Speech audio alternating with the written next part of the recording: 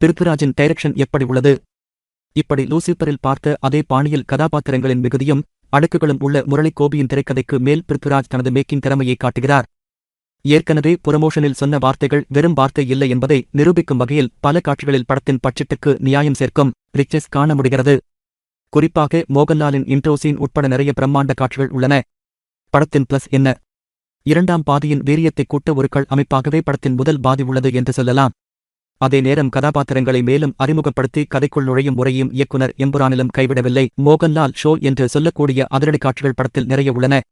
அதில் குறிப்பாக இடைவேளைக்குப் பிறகு நெடும்பள்ளி காட்டில் நடக்கும் காட்சி உண்மையிலேயே பிரமாதம். அதேபோல் மோகன்லால் தவிர மஞ்சு வாரியர் முக்கிய வேடத்தில் வரும் காட்சியும் திரையரங்கில் பெரிய கைத்தட்டலை பெறுகிறது. வழக்கமான பாணியில் கதாநாயகனின் ஸ்கிரீன் டைமிற்கு அப்பால் கதாநாயகனின் உணர்வை ஒவ்வொரு காட்சியிலும் உருவாக்கி எம்புரான் வெற்றி பெறுகிறான். மொத்தத்தில் எம்புரான் தொழில்நுட்ப ரீதியாகவும் படம் சிறந்த அனுபவமாக உள்ளது.